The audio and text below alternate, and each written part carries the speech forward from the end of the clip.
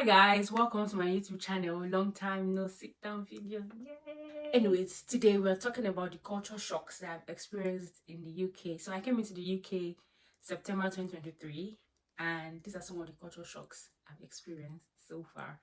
So number one on the list will be the language. You guys, I thought because I watch American movies now, it's going to be easy to hear the accent, but it is different. I tell you, Scottish English is difficult to understand. Like the first time I got here, they just be talking, I'm like, okay, yeah, okay. I didn't hear what they said, but I'll say okay to it.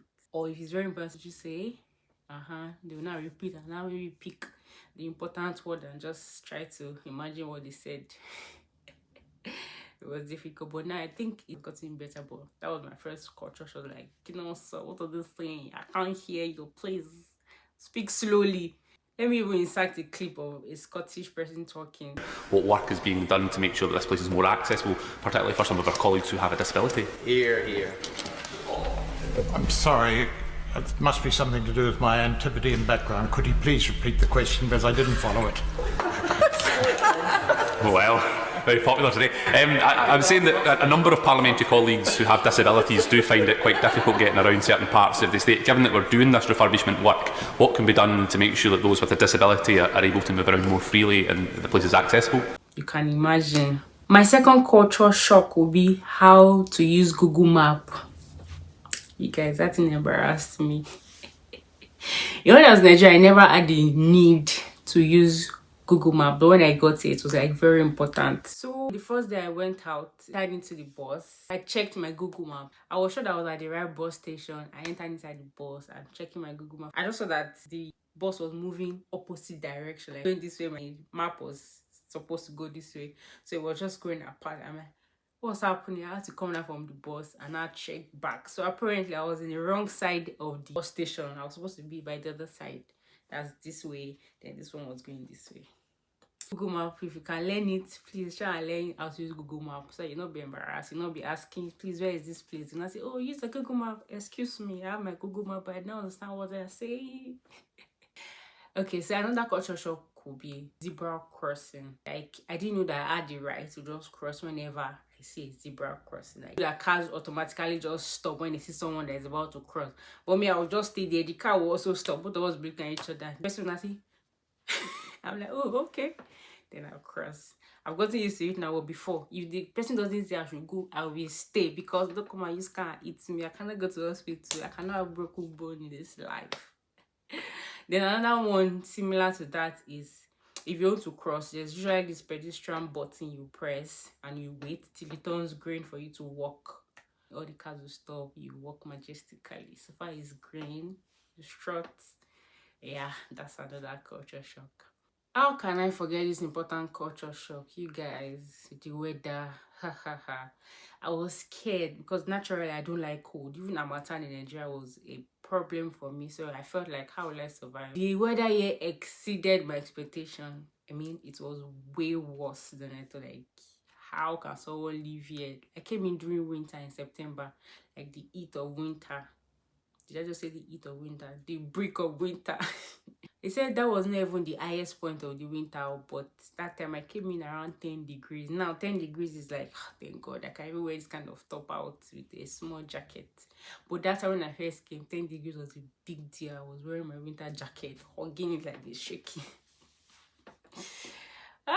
So yeah, Scotland is cold. I've heard that Scotland was cold, but I did not know how cold it was till I got here. Later I learned that there's no bad weather, it's just bad dressing. So once you can dress properly, like you wear enough earring, you'll be good. So the first time I entered a train ever in the UK, it was funny. I entered around 5 a.m. So I was the only one in that carriage.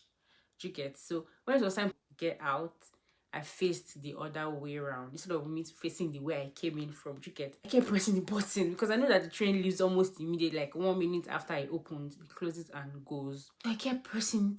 I'm like, oh, what's up? Why is it not opening? And there was nobody around me in that part. I was panicking. Why is it not opening? Oh God, don't tell me this train is faulty. Why did I enter this one?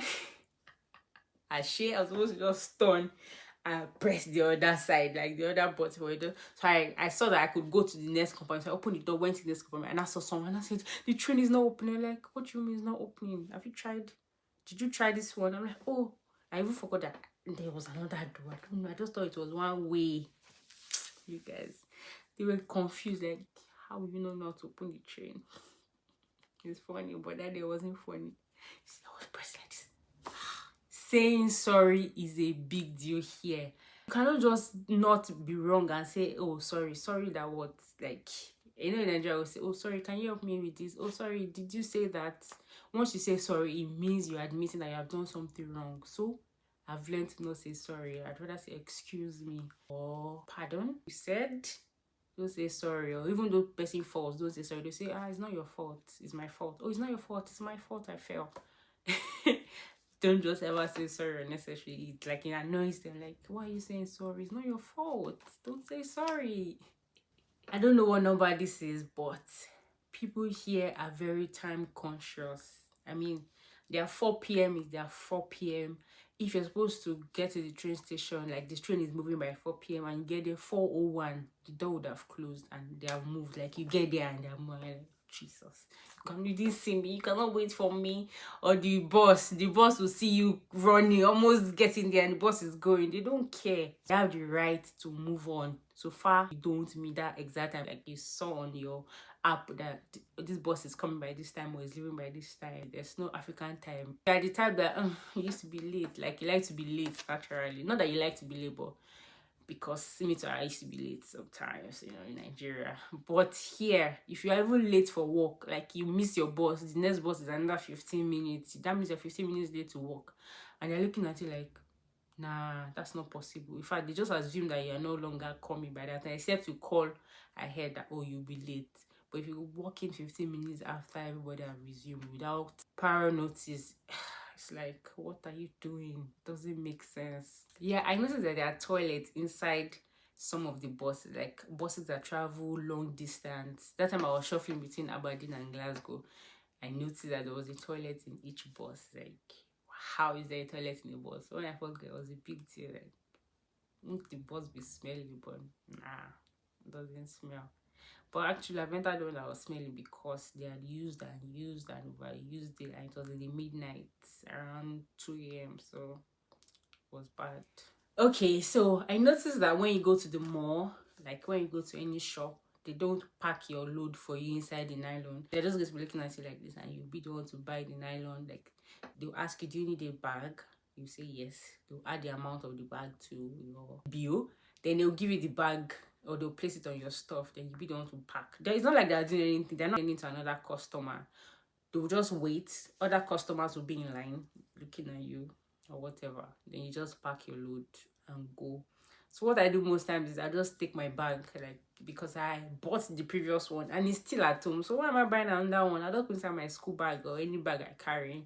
When it's time to pack my they say, do you need a bag? Thank you. I just bring my bag and pack my stuff inside. Because it used to pay me when I have to buy bag, when I have plenty at home. I've not had to withdraw money since I came into the UK. You guys, it's crazy. I pay with my phone. Like everything, I'm just tapping and tapping. I've not had to withdraw cash. But it's interesting. I like it. I like that I don't have to have. And because they use coin a lot, I'm like, almost be packing coin up and down, be counting it. I see people pay with coins. I'm like, what's this? I'm just not used to having, like, holding plenty coins and be using it. I beg, I don't get that strength. I never had any issue with paying with my phone, so that makes sense. I think I like that a lot. So the culture shocks I've experienced in school. Number one is that if in my school, I don't know about other schools actually, if you come in and you don't swipe your card, it means you didn't come to class, so there's no attendance for you. Number two is if you come 15 minutes after the set time, you automatically didn't come to school because you didn't swipe your card 15 minutes after the time. Like, you just have 15 minutes to swipe your card. If not, so if that happens twice, you're going to get a mail. In fact, if that happens, like, you don't get to swipe your card within that 15 minutes, you're going to get a mail the following week that, oh, you have not been coming to class, even though you have actually been coming. That was wrong. You know, you need your attendance so that home office will not send you back to your country, blah, blah, blah. And the academic culture shock, I would say, is immediately you start your trimester, they're going to give you your assignments from day one. You know the question and you are supposed to submit at the end of the trimester. During summer, there are whether as a shock or like you can feel like, yay, it's sunny, and you will not wear a jacket. Like, I've been wanting to stop wearing my winter jacket for a long time. And one day I saw like 12 degrees, 13 degrees. I'm like, wow, that's so nice. You guys, I didn't wear my winter jacket. I just wore a top and a light jacket. You get like a spring jacket sort of. I went out. Ha ha. The weather dropped. You guys, I regretted immediately why I didn't wear my winter jacket. That day I was just with my fine clothes. I wanted to do summer girl. I regretted it. I don't know. I was expecting someone to be hot, but these are someone, you know, they hot. Is it Scotland or what? Please explain this evil summer. So when it's raining, people don't really carry umbrellas. Like, they just, especially during winter, you just wear your hoodie and they be walking normally. Even me, I don't run, nothing. So far I'm on my winter jacket, I know that the rain cannot penetrate into my skin. So I'm just strutting, I'm just walking. Rain doesn't stop shit here. There's no, oh, it's raining, I'm not going out. It's raining, you will go to school. It's raining, you will go to work. It's raining, anything you want to do, it doesn't stop it. There's no, oh, it's raining, let me wait for the rain to stop. You are, because everything is programmed. Like, you are supposed to get it this time, you are done this time, your next bus is this time, or your next train is this time. So you have to say, rain what? Rain doesn't stand a chance here. We're not affected by rain. So far you have your winter jacket. What is rain? No rain. So apart from not hearing their own accent, another problem is they don't hear my own accent. Like, I'm talking and they're like, what did you say?